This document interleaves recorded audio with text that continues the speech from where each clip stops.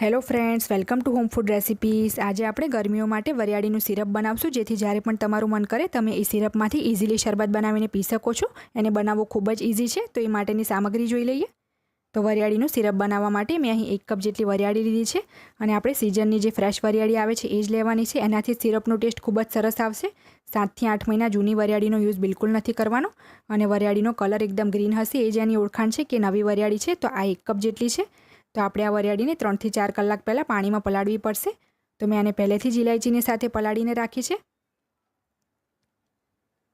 મેં આમાં 10 થી 15 જેટલી ઇલાયચી પણ નાખી હતી પલાળતી વખતે, કારણ કે ઇલાયચીનો ફ્લેવર વરિયાળી સાથે ખૂબ જ સારો આવે છે। તો વરિયાળી અને ઇલાયચી બંને સારી રીતે ફૂલી જવા જોઈએ। આ મેં 2 કપ જેટલી ખાંડ લીધી છે અને આ મેં ગ્રીન કલર લીધો છે, જે ઓપ્શનલ છે, તમે ચાહો તો સ્કીપ કરી શકો છો। તો સૌથી પહેલાં આપણે પાણીની સાથે જ આ વરિયાળી અને ઇલાયચી બંનેને મિક્સરમાં પીસી લેશું।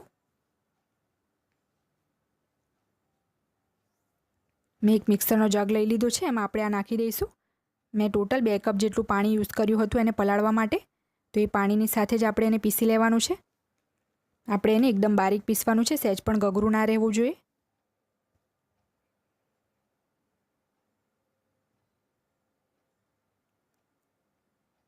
મેં વરિયાળી અને ઇલાયચી બંનેને પીસી લીધું છે, તો ઢાંકણું ખોલી લઈશું।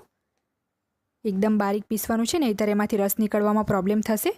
તો હવે આપણે આનો બધો જ રસ ગાળી લેવાનો છે। તો મેં સેમ બાઉલ લઈ લીધો છે, એના ઉપર આપણે ગળણી મૂકી દઈશું અને હવે બધું જ મિશ્રણ એમાં નાખીને આપણે દબાવીને એને ગાળી લઈશું, જેથી બધો જ રસ નીચે બાઉલમાં પડતો રહે।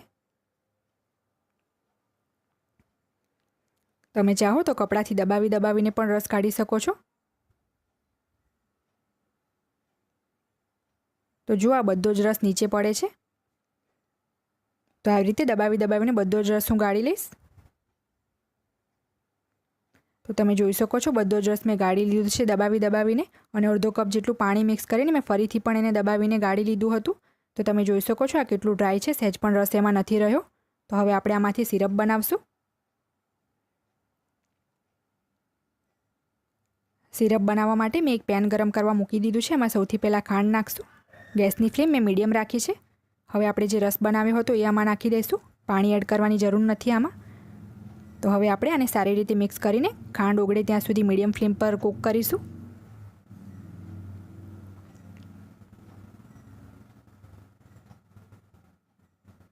તમે જોઈ શકો છો સતત હલાવતા રહીને મેં ખાંડને મેલ્ટ કરી લીધી છે। 4 મિનિટ જેટલો સમય લાગ્યો છે મને આમાં, અને ખાંડ સરસ મેલ્ટ થઈ ગઈ છે, પણ હજી આપણે આને થોડુંક ગાઢું કરવું પડશે। તો આપણે એમાં પહેલાં ગ્રીન કલર નાખી દઈશું થોડોક। તો આ 2 ચપટી જેટલો ગ્રીન કલર આમાં હું નાખું છું, કારણ કે વરિયાળી જેમ જેમ કૂક થશે એમ થોડોક કાળો કલર એનો આવવા માંડશે। જો કલર તમે ના નાખવા માંગતા હોય તો તમે એને સ્કીપ પણ કરી શકો છો। તો હવે આપણે આને 5 થી 6 મિનિટ માટે હજી ગાઢું કરીશું।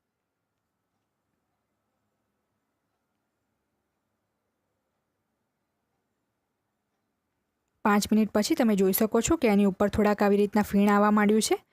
તો આપણે આને કોઈ ચાની ગળણીની મદદથી કે કોઈ ચમચાની મદદથી કાઢી લઈશું। તો મેં આ ગળણી લઈ લીધી છે ચાની। તો આ રીતે બધું જ જે ફીણ છે એ બધું કાઢી લેવાનું છે પ્લેટમાં આપણે। તો આ રીતે બધું જ પ્લેટમાં હું કાઢી લઈશ ઉપરનું ફીણ।